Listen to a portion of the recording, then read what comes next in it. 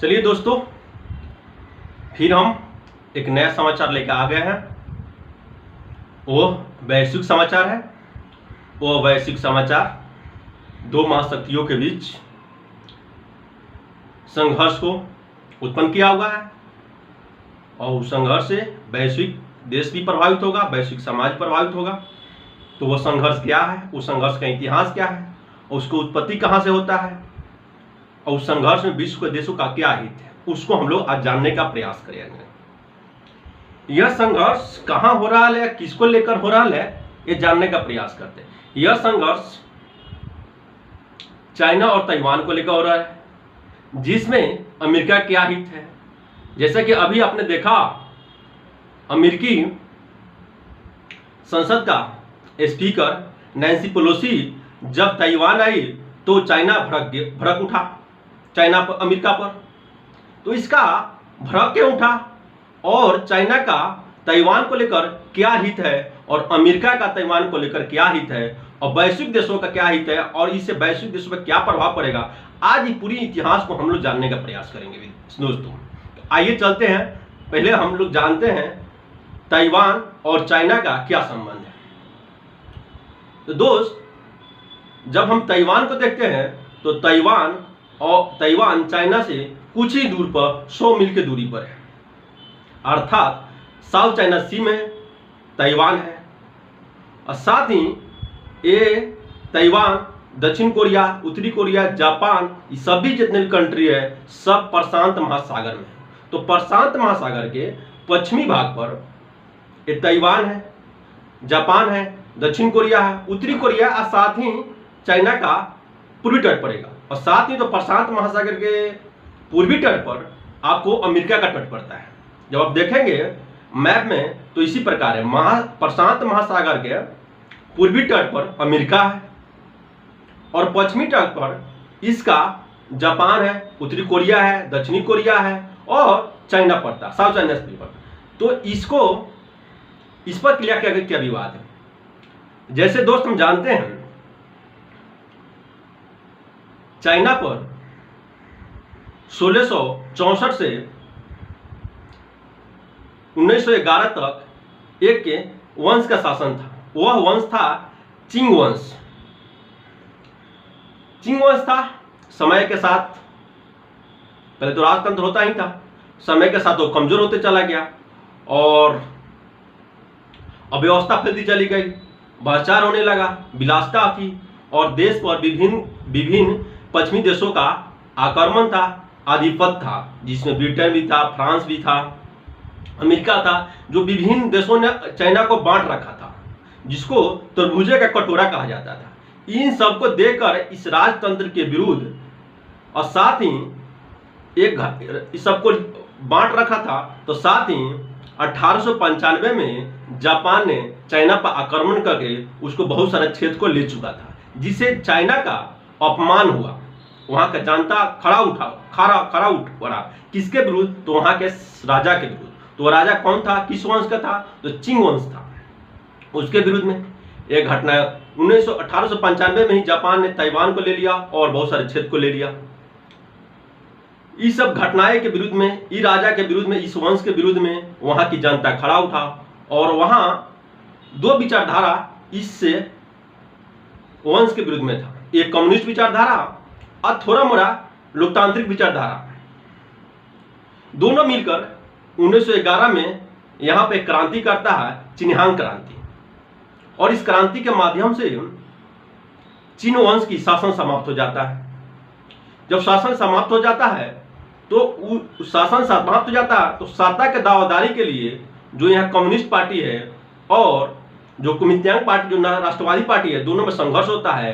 अंततः कुमिंतांग पार्टी जीत जाता है और वह सत्ता प्राप्त करने में कामयाब हो जाता है। अब यहाँ पर हम सोचने की जरूरत है कि कुमिंतांग पार्टी जीत क्यों जाता है, उसको तो कुमिंतांग पार्टी को जब देखेंगे तो इसको पश्चिमी देशों का समर्थन होता है। ये थोड़ी मोड़ी लोकतांत्रिक विचारधारा को लेकर चलता है, जिसे इसको ब्रिटेन, फ्रांस, अमेरिका, जापान जैसे देशों का समर्थन मिलते रहता है। लेकिन अभी तक कम्युनिस्ट पार्टी उस प्रकार का मजबूत नहीं हुआ रहता है जिससे कम्युनिस्ट पार्टी वह सत्ता प्राप्त करने में नाकाम हो जाता है। लेकिन जैसे ही 1917 में रशिया क्रांति सफल होता है, लेनिन सत्ता में आता है, तो रशिया क्रांति सफल होता है। रशिया क्रांति में वो समाजवादी विचारधारा आता है, समाजवादी विचारधारा आता है। वो समाजवादी देश ने, रशिया ने इसको विचार के रूप में और साथ ही अन्य रूप में इस कम्युनिस्ट पार्टी को साथ देता है, सहायता करता है। तो समय के साथ यहाँ पर 1911 से 1949 करीब में यहाँ गृहयुद्ध होता है। वह गृहयुद्ध होता है कम्युनिस्ट पार्टी, कुमिंतांग पार्टी के बीच में। कम्युनिस्ट पार्टी को रशिया का साथ मिलता है, उसकी विचारधारा का साथ मिलता है और अन्य प्रकार की सहायता मिलता है। तो साथ ही कुमिंतांग पार्टी को पश्चिमी देशों का साथ मिलता है, अमेरिकी गुट का पश्चिमी गुटों का मिलता है। ये दोनों गुट संघर्ष करते चलते रहते हैं सत्ता की प्राप्ति के लिए। जब 1949 का समय आता है तो उस समय तक रशिया मजबूत हो गया रहता है और रशिया चाइना को बहुत हद से मजबूत करता है और कम्युनिस्ट पार्टी को मजबूत करता है। उसको विचारधारा से लेकर और अन्य प्रकार की सहायता देकर उस पार्टी को चाइना मजबूत कर देता है, जिससे 1949 में कम्युनिस्ट पार्टी कुमिंतांग पार्टी को वहां से मार कर भगा देता है। जब वह हार जाता है कुमिंतांग पार्टी, तो जाता कहां पर, एक क्षेत्र पर जाता है। वह क्षेत्र है, वो द्वीप है कहां, ताइवान। वही ताइवान है जो एक कुमिंतांग पार्टी और राष्ट्रवादी पार्टी वहां चला जाता है। जब हम देखते हैं कि द्वितीय विश्व समाप्त हो जाता है, तो उसके बाद एक विचारधारा की उत्पत्ति होती है, विचारधारा का युद्ध, लड़ाई होता है, उसका नाम है शीत युद्ध। वो शीत युद्ध होता है पूंजीवाद को लेकर और साम्यवाद को लेकर। अर्थात साम्यवाद गुट का नेतृत्व रशिया करता है और पूंजीवाद गुट का नेतृत्व अमेरिका करता है। जब हम देखें यहाँ पर 1949 में चाइना में साम्यवादी कम्युनिस्ट पार्टी का साथा आ जाता है, तो अमेरिका उस समय कुमिंतांग पार्टी समर्थन कर रहा हुआ ताइवान में चला जाता है। तो अमेरिका वास्तविक चीन का जो दर्जा देता है, तो किसको देता है, तो ताइवान को देता है। वास्तविक चीन यही है, क्योंकि ये विचारधारा के आधार पर, क्योंकि जो ताइवान में जो कुमिंतांग पार्टी था वो लोकतांत्रिक था, लोकतंत्र को लेकर चल रहा था। इसलिए इस विचारधारा के टकराहट में विस्तृत व्यापक क्षेत्र को दर्जा ना देते हुए अमेरिका ने किसको दिया दर्जा, वास्तविक चीन का, तो कुमिंतांग पार्टी का। कुमिंतांग पार्टी था कहां पर, तो ताइवान में था। इसी के समय जब तक कम्युनिस्ट पार्टी 1949 में एक पॉलिसी बनाता है, उस पॉलिसी का नाम क्या है, one China policy. One China policy के माध्यम से वो कहता है कि ताइवान, हांगकांग और अन्य भी जो देश से पड़ोसी से मेरा संबंध, ताइवान, हांगकांग जो वो मेरा एक ही चाइना का अंग है, एक ही चाइना का अंग है, मेरे ही अंग है, वो मेरा ही हिस्सा है, मेरा ही पार्ट है। और जबकि ताइवान के लोग कहते हैं, बहुत सारे लोग कहते हैं कि नहीं, मैं स्वतंत्र देश रहूंगा, स्वतंत्र रहूंगा, मैं पूंजीवादी हूँ, मैं लोकतांत्रिक हूँ। जब ये कम्युनिस्ट कहता है, ये वास्तविक चाइना कहता है कि नहीं, ये मेरे ही देश का पार्टी है। तो हम लोग 1949 तक समझ गए कि 1949 तक कुमिंतांग पार्टी का शासन था। लेकिन समय के साथ कम्युनिस्ट पार्टी मजबूत हुआ और वहां से उसको मार भगाया कहां पर, तो वहां से वह चला गया कहां पर, ताइवान में। ताइवान एक द्वीप है, वहां चला जाता है। लेकिन चाइना इसको वन चाइना पॉलिसी के माध्यम से अपना ही पार्ट मानता है।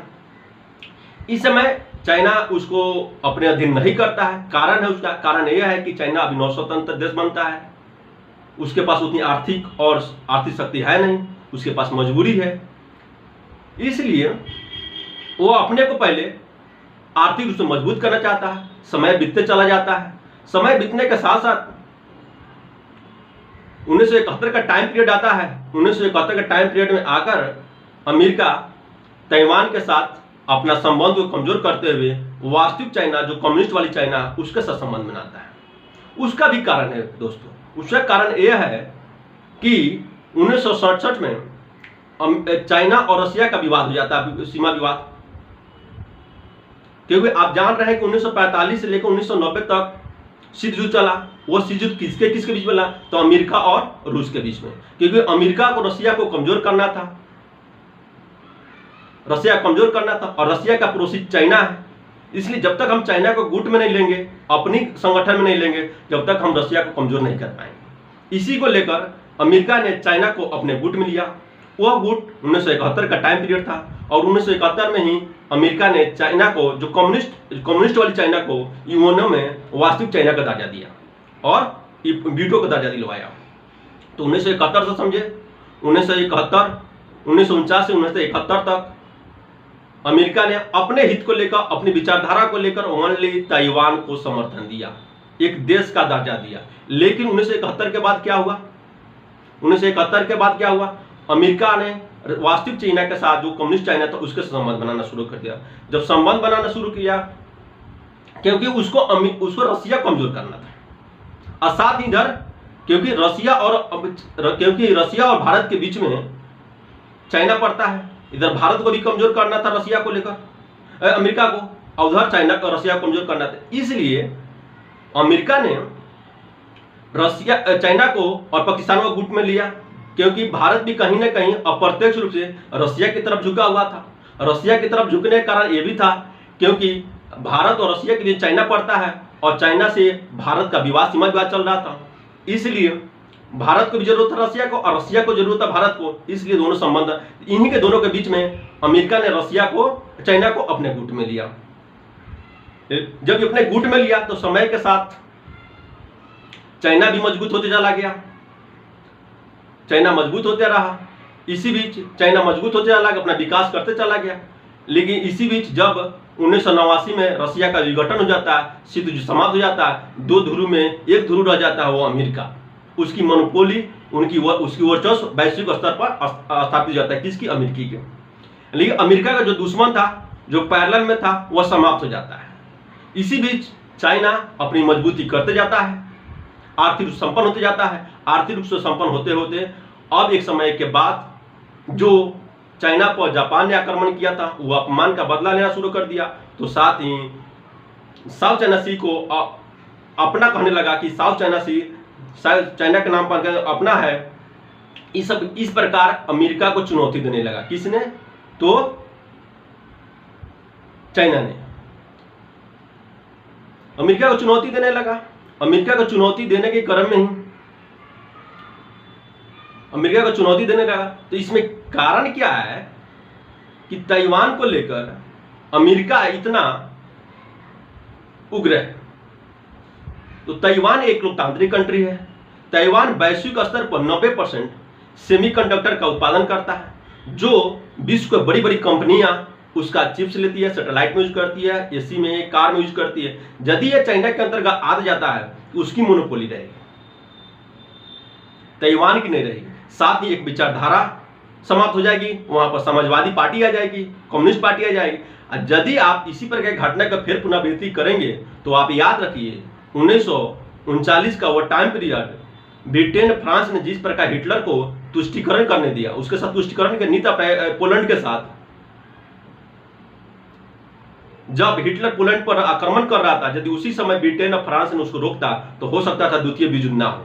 तो इसी प्रकार जैसा कि आप साल भर 2 साल पहले देखे, हांगकांग को चाइना ने अपने अधीन में कर लिया, जो एक स्वायत्त कंट्री था, स्वायत्त राज था। यदि उसी प्रकार यदि वैश्विक कंट्री अमेरिका जैसे ताइवान को चाइना का अपने अधीन करने से नहीं रोका, तो हो सकता है इसके बाद, क्योंकि अमेरिका, चाइना का जापान के साथ विवाद चल रहा है, दक्षिण कोरिया के साथ विवाद चल रहा है, भारत के साथ विवाद चल रहा है, तो इसके बाद जापान टारगेट हो। साथ ही साउथ चाइना सी खुला रहे, ओपन रहे, सबकी आवाजाही होती रहे, और वैश्विक स्तर को ताइवान सेमीकंडक्टर आसानी से उपलब्ध कराते रहे। इन सब लेकर अमेरिका का यहाँ पर हित है। तो साथ ही अमेरिका जापान की सुरक्षा का दायित्व लिया हुआ है।